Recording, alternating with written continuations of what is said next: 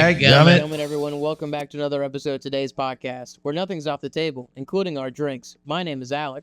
And my name is Brandon. Today we're going to be drinking a homemade cocktail Concocted by my girlfriend, Chow, consisting of grapefruit soju, Yakult, and Sprite. The one freaking time that I get pulled over by a cop and it's in a foreign country. They knew. Scared the crap out of me. They saw white skin. It was like, well, no, because I did something wrong. I didn't know it was wrong. I've been driving in the U.S. for 10 years now. By this point, I've never been pulled over. I've never been in a wreck. Never had any sort of traffic violation that had been caught. Right. And I go over there, and we're in Manila driving, and we're trying to find the way to this museum that we're going to. I think we were on our way to the Museum of Anthropology, which is like the study of like the indigenous peoples and like their culture and things like that in different regions of the Philippines. But I'm driving, and the GPS is taking me weird ways. And so I try to merge over into this lane because there's a motorcycle behind me, and he starts running past me, so I can't get over. So then he finally goes. I have to slow down, and I get over. And then immediately there's like a cop walking into the street that's like, stop. And he pulls me over, and he's speaking Tagalog to me. He pulls you over by stopping you? Yeah, he's just in like, the stop, street? stop. Yeah. They do that a lot where it's like somebody will just get in front of you and you're at your car and just pull you over. And so he pulled us over. He starts talking to me in Tagalog, and I'm just looking at him like, I have no clue what you're saying. I also don't know what you are because I don't recognize you. And he points to me, he's like, English, Tagalog? Like, English, Tagalog. Because my girlfriend was with me in the passenger seat. That's what she speaks both, but if he's going to speak Tagalog, she's going to be the one to know what he's saying. And so he starts saying things to her, and he starts talking to me. He's like, I'm writing you a fine. You've got to pay this ticket to the Court of Manila. And I'm like, well, crap, what did I do? And so he's like, I need to see your license, your registration, your papers. I'm like, okay. So she starts pulling everything out for me from the glove compartment. We were renting the car, so we gave him the registration and the renter notice and all that paperwork. I show him my valid driver's license, which is what allows me to drive in the Philippines for up to 90 days. He's like, how long have you been here? I'm like, this is like my 12th day here. She starts talking to him because I guess his English was a little bit more limited, obviously, than his Tagalog, which is their national language. Or their biggest language. And they're back and forth. I'm just watching and listening. I'm picking up very, very few words. I hear him say girlfriend. I'm like, okay, because he's like pointing at her, pointing at me. So I'm assuming he's trying to ask what my relation is to her. And she starts telling him things. And he's like, I'm going to give you a ticket. Here's the fine. It's for a traffic violation. He explained to her, who then explained to me, what I did was called breaking barrier, which is like I merged into a lane in a zone that you are not supposed to cross. Like, you know, those white lanes with the white hash marks that you're not supposed to cross over? Yeah. I ran out of road, so I had to. Don't cross the solid line. Yeah. Well, it wasn't a solid line. It was like, that painted area before a barrier. Or before a median. And so I crossed over that to get into a further lane to the right, because if I had did it earlier, I would have hit a motorcycle. And it was 1,000 peso fine, which is like $20. And he's like, you gotta pay this in the Court of Manila. And she starts talking to him. I didn't understand anything she was saying, but later found out that she had told him that she was my fiance, and I had been coming over there to visit with relatives, which is true.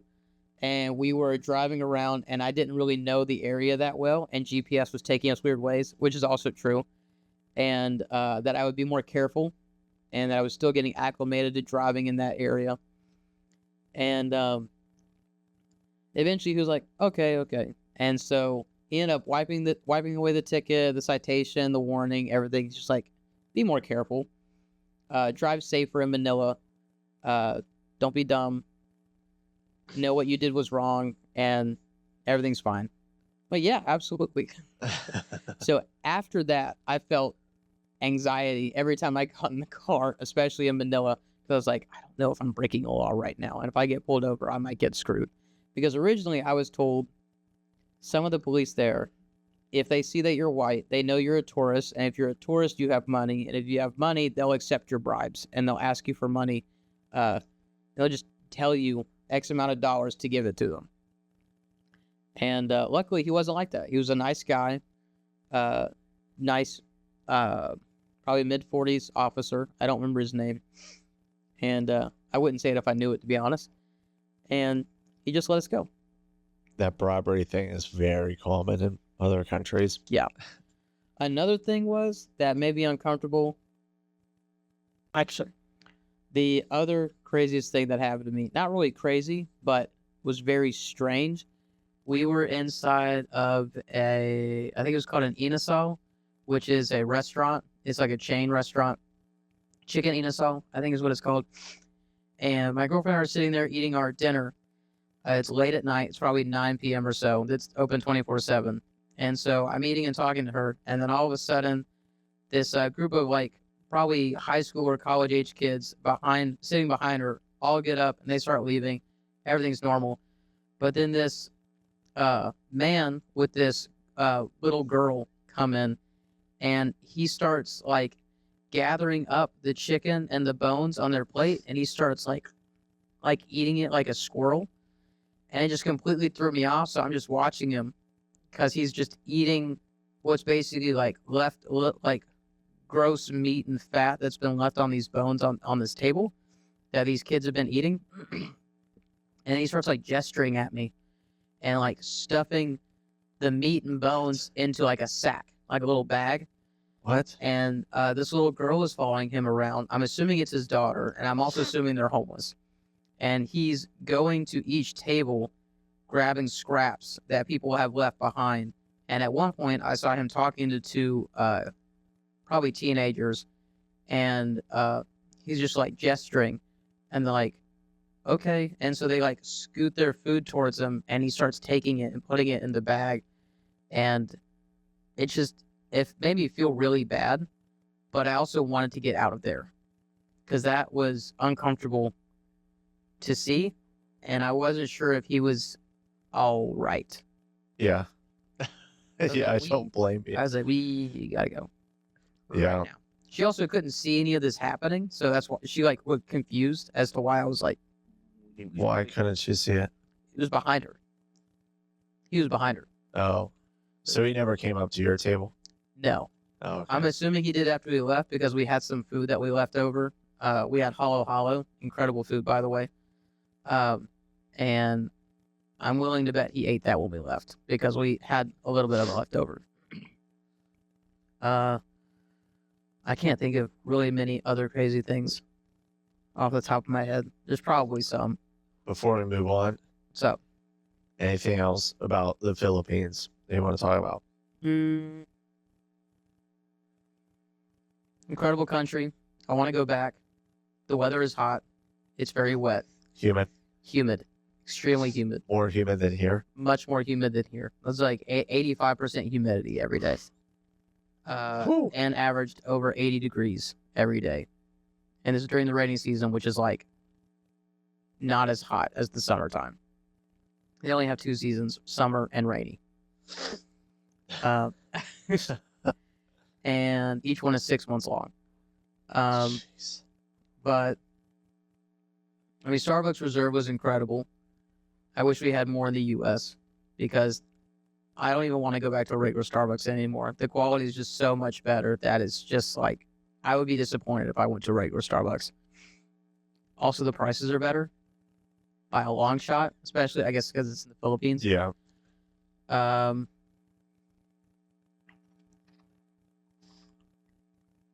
people there are wonderful. I don't think I met anybody that was rude in any way. Everybody was nice. Everybody was very friendly and helpful. If you had a question, even the security guards, which was another weird thing that I didn't expect to see. Basically, every store had a private security guard that was dressed up in a uniform that would like open the door for you and assist with parking and like cleaning up things here and there. And their malls, every kiosk, like not kiosk, but every like store you went to that sold a brand, like at Walmart, we have Wrangler, we have Lee, we have Faded Glory jeans. Each one of those companies would have a representative there on site whose job was to like know the product and the brand and specifically work with you to figure out what products of theirs you wanted to buy. And that was in every store. And that was their job, was they were there to It's pretty cool. help you figure out what you wanted. Sales rep. Yeah. Basically a sales rep for every brand. Yeah. And that was pretty neat. But what was great is they didn't pester you. You would walk up, they would greet you, they would say good morning, good afternoon, ask if you wanted help. You said no, they'd just stand by near you. And if you needed help, they would show you stuff. They would teach you some things about the brand. They would assist you with finding what you wanted. You just need to give them a description and they'd figure it out for you because they knew all of their inventory. Yeah, it's pretty cool. Oh, yeah. It was great. Okay. Well, this next segment is called What's the Deal? It's a segment where we take a call from a listener Yeah, I bet it is. who has a question about a particular subject. I bet. Yeah, why don't you enter that password in? Say it out loud. Let me this up here.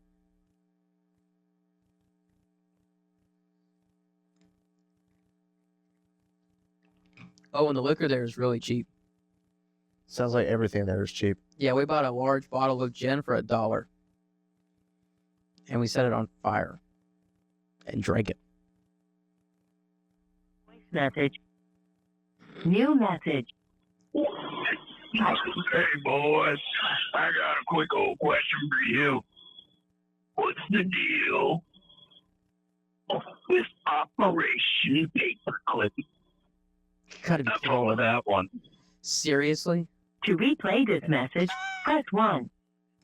Do you know Operation Paperclip? Operation Paperclip? Do you know about that? No. Oh my gosh! Of all the things that he could have asked,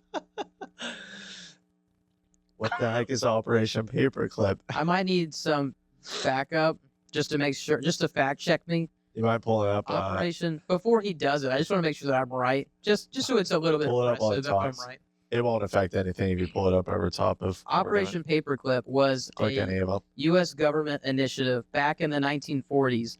After the end of World War II, the U.S. government decided to recruit Hitler's top scientists, who they gave immunity to, brought back to the U.S. to work on secret government projects, which were then declassified decades later because, you know, Hitler's regime was full of the top German scientists of the world. And then, and then they used them to build our rockets. That's where we got a lot of NASA's technology from. I think the Manhattan Project was largely created by the use of prior Hitler's or prior Nazi scientists that were seeking immunity because they didn't want to go through the Nuremberg trials. So they said, we'll trade our work and labor for immunity. So they worked for us for decades in exchange for us not prosecuting and then executing them. Yeah. So this has all been Oh, yeah, this is common Like, knowledge. Or not common knowledge, but this is declassified stuff. what the fuck? Why did you have to ask a Hitler question? There we go. I mean, at the end of the day, was Operation Paperclip a good thing? I'm not going to give you my opinion on that. Screw you. But, I mean, they got something, we got something. yeah, it's a moral gray area. Because when you think about it, a lot of the scientists that they recruited for these projects, I'm willing to bet were involved in a lot of human experimentation that they did during the Nazi regime in the 1940s and probably prior to that. Can you go back to that page? But mostly they were developed they mostly developed rocket propulsion for like guided missiles, stuff that we would later use to go to space in the 1960s. Things that got us to the moon. There, go up. Go back up. Lots of math that they ended up Right there. utilizing for. The operation was Lot of social characterized by the recruitment of German specialists along with their families, bringing the total to more than 6,000 relocated to the U.S. for their expertise, Mm-hmm. valued at U.S. $10 billion in patents and industrial processes. Is our screen stuck again? Dang.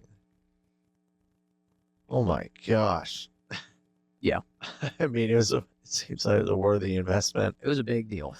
A lot of people were really upset when they found out about it because this was all top secret. And then they decided to release these documents, I think, in the 80s and 90s.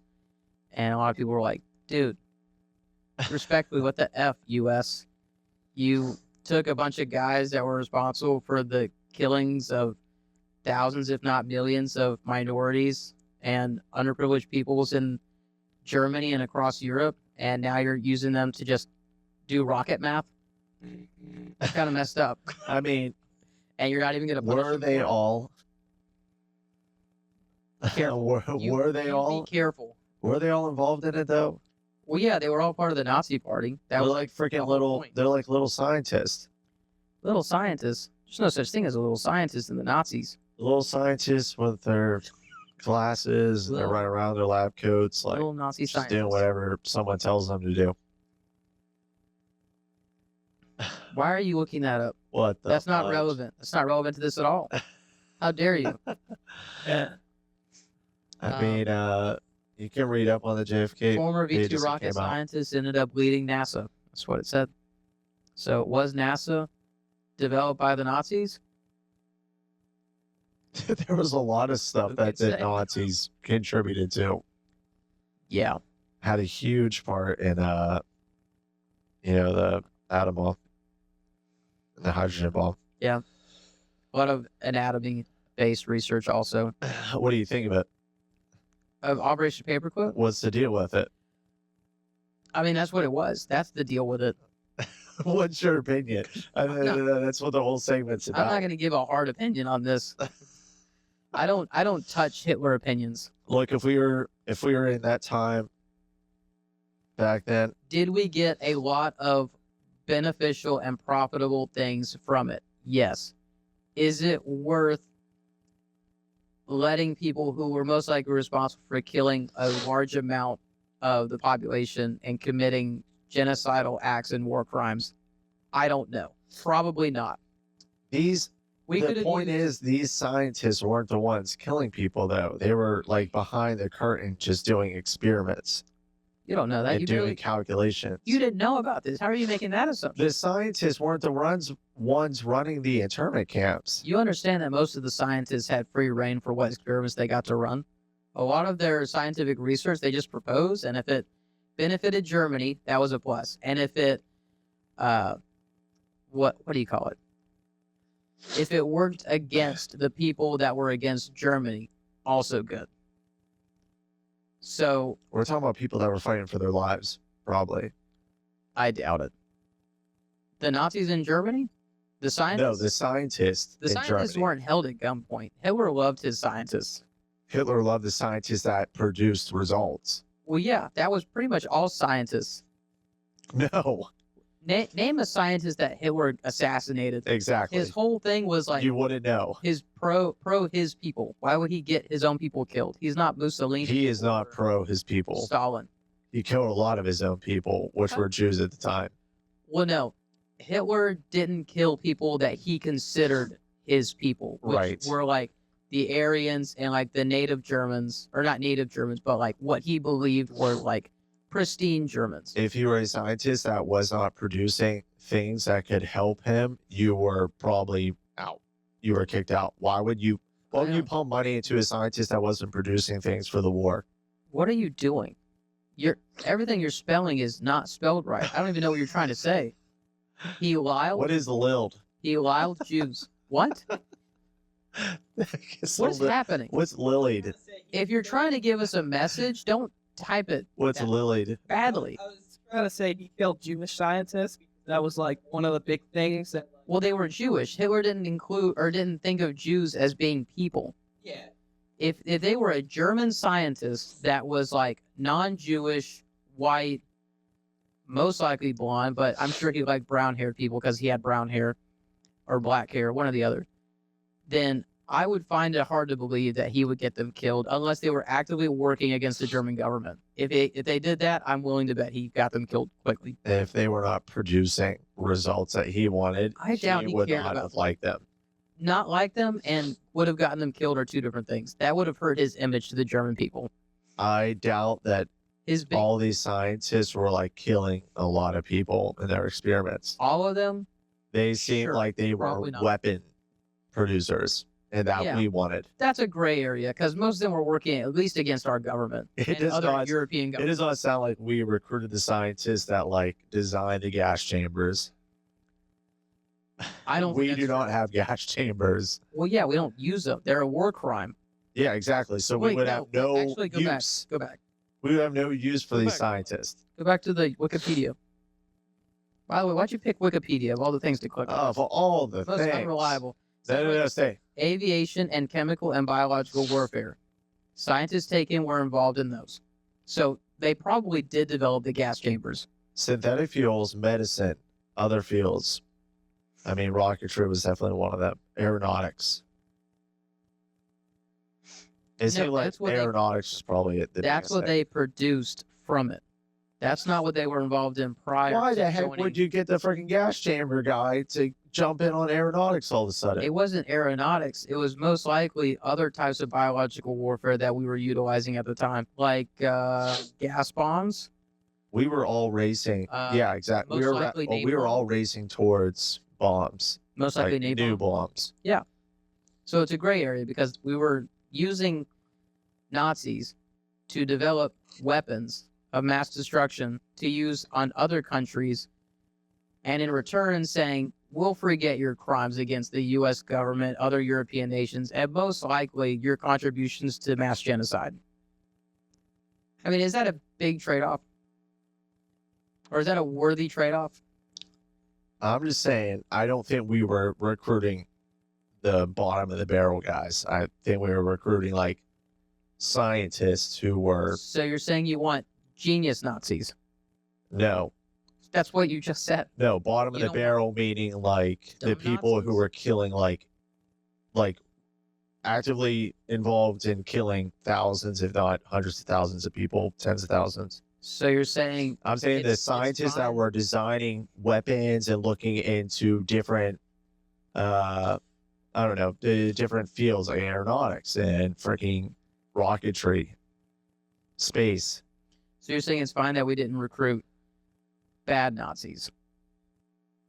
No, I'm not saying fine. I'm saying it's understandable for that time. If we were in that time, You really need to be careful. if we were in that time, I don't think there was a single person around us that would have had a different opinion. Because we didn't. We knew it was happening. Everyone knew it was happening. We were in a war. You think people knew about And then we got out of the war, and then we were in a killings different in war. Germany? Or the concentration People camps like in to Germany? think that they'd act differently during these time frames that like, oh, it's so clear to us now. Like like the deep south or whatever and antebellum south or whatever. I They don't, wouldn't. I don't know what you're talking about at this point. Slavery What about slavery? during World War II. If you were in Germany in World War II, you'd probably be a Nazi. You wouldn't have had Oh, the same morals. Yeah, probably. If you were in the if you were in the South in the freaking 1800s, I mean, you'd probably have a slave. they've done studies that groupthink in like mass populations typically almost always recruits the majority of people. Like everybody wants to move with the crowd because they don't like dissent and they don't like going against the grain.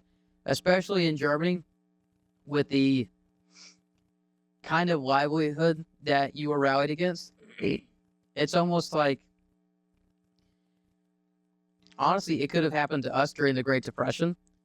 If our Great Depression if we had a leader that was like Hitler, who just like not random guy, but some guy just comes into power, says he's got all these great ideas, that he says are great. Because I think Hitler wasn't like right out the gate with, hey, Jews are the reason for all of this. It was more like a steady increase They in were like ticked. generating the mindset that They he were ticked wanted because of people to World War develop. One. Yeah. That's how he rose to fame. Yeah, he was like, these people took our stuff. So they effed us. Yeah, look at all these things. And then later on, he was like, you know who's to blame? These people didn't really have much, what do you call it? Didn't receive a lot of negative repercussions from this stuff that happened. And we should start considering them as the reason for these problems, which then led to the policy of like having a scapegoat. Isn't it crazy? Like, But yeah, if we had we have the same narrative today. Yeah. Like, there was a massive part of this country, a particular part of this country, that is saying the same narrative about the same group of people right now. There was a huge movement against a particular group of people that the Nazis were against. And we're still hearing it today. And you think you're in the right. This group of people that says that thinks they're in the right. It's crazy. You're insane. You're insane. If you say anything negative about the Jewish people, that's insane. Oh, I thought you were You're the talking about, problem. I thought you were talking about Christians. No. That's my bad. That's crazy. History repeats itself, and you're just a freaking sheep. Shep For short. Shep for short. But yeah, groupthink definitely leads to a lot of these like morally turning issues that can turn like the average relatively good individual in society into being just another person doing what they're told, doing what everyone else thinks that is right. And it's a lot easier, especially with numbers, to turn somebody's morals and opinions to the negative or positive. But people would be shocked to find out how easy it is to turn someone's morals for the worse if they have enough people to agree with them. Which is what Hitler did. Yeah. He got the biggest majority of people in Germany, said, this is how things are going to get better, showed them that he could make things better economically for them. Once they got a taste of the good life a little bit more, he said, these people are responsible for it. Then eventually started to weed those people out. And then by doing that, along with a lot of other policies that he made, started to make the economy for Germany a little bit better, which made people's lives that he wanted to make better, while making other people's lives significantly worse through concentration camps and genocide and, going to war with other surrounding countries to gain more territory, to kind of that, bring Germany back to what it was prior to World War I kind of ideology. I'd say it's happening.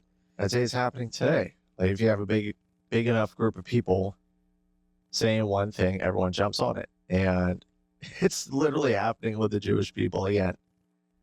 Like, today. Everyone thinks that, like, the country is the way it is because the top 1% is not paying their share, and the majority of the top 1% are Jewish people. It's the same narrative. People are not, they are not innovative. They are not, it's nothing new. They're just listening to the narrative of whatever they're used to listening to, wherever they find their news, quote unquote news. And they're falling for the same things that they fell for in Nazi Germany or rising Nazi Germany. Every generation is going to have its lessons learned. They're on the wrong side of history.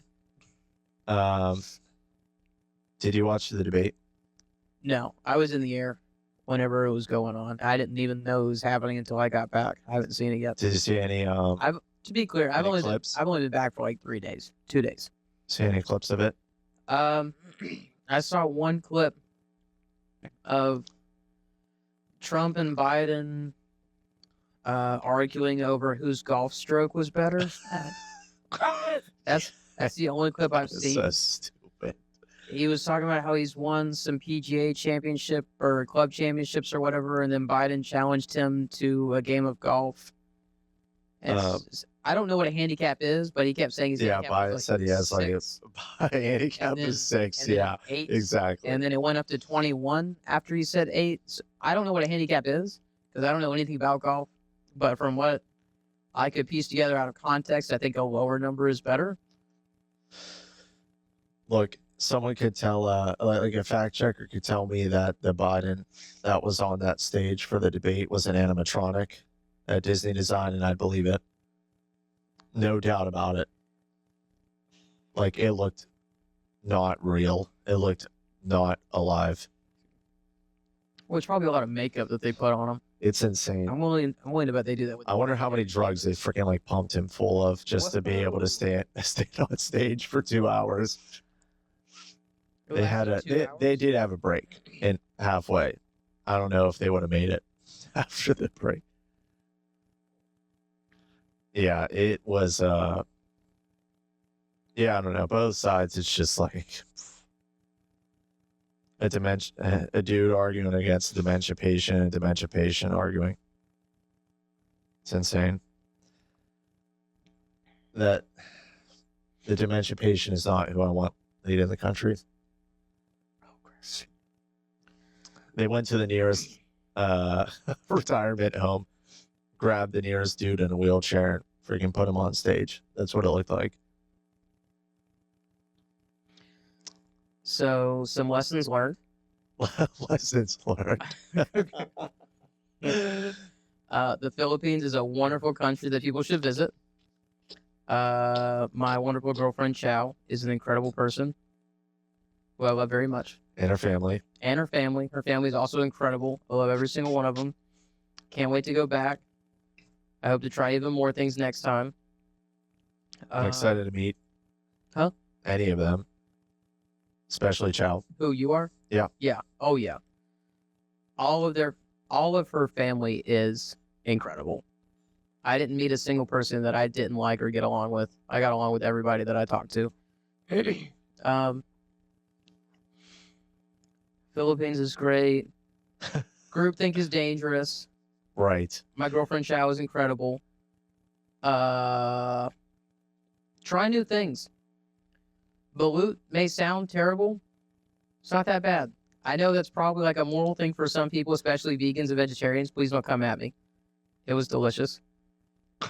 Screw off.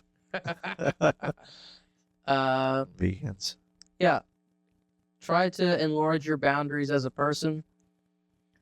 Don't be a closed-minded individual, and definitely don't agree with somebody just because they have enough of a group behind them supporting their argument. That leads to problems for a lot of societies. Operation Paperclip, up in the air whether it was good or bad.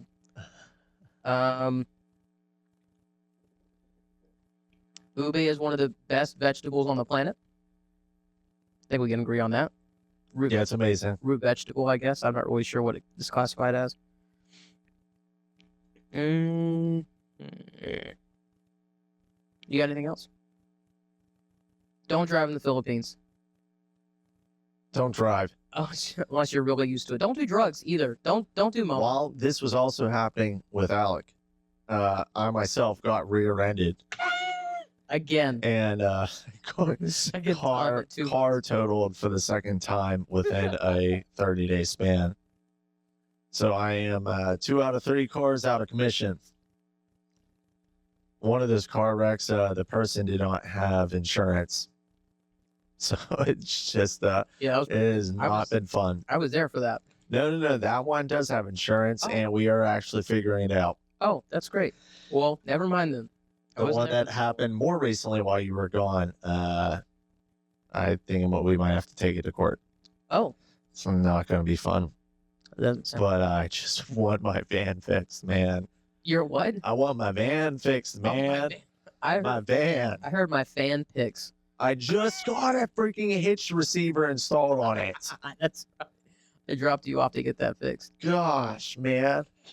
That was literally weeks ago. Gosh. And they're gonna pay for a new freaking baby seat too. For my baby. Your honey baby boo. My honey baby. What? Yeah. You can't hear it. Excellent. All right. No, that's all. Maybe- That's all I got. In a future episode, we might have another young man who's going to come on the episode and talk about his journey through a certain Stardom. country. What? Indonesia. Oh, maybe. Yeah. Yeah, his travels through He's Indonesia. in Paris. He's still in Paris, right? He's been there a long time. As soon as he left the U.S., he went straight to Paris, and he's just been Right. stuck there. I don't know why. I mean, Paris is probably beautiful. You know. With a name like Paris, it has to be Paris. French. Well, thank you for the update and Absolutely. sharing your adventures in the Philippines. Yeah, it was sad to leave, but I'm also happy to be back in the U.S. Are you? I was more happy over there. However, I have a job that I have to do, unfortunately, and that's what pays my bills. So Fortunately. next time I get an opportunity, I plan to go back. Probably not for as long because I don't have that many days saved up with my current job. But I hope to be there for as long as I can, as often as I can.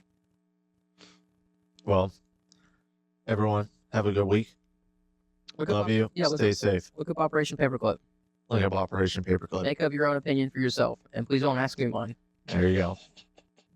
Thanks for watching. Thanks for watching, everybody. It's been a great episode. Hope you all had fun and broadened your horizons a little bit. Read a book. Read a book. We're gonna do things. Have a good week. Bye bye. Dadgummit.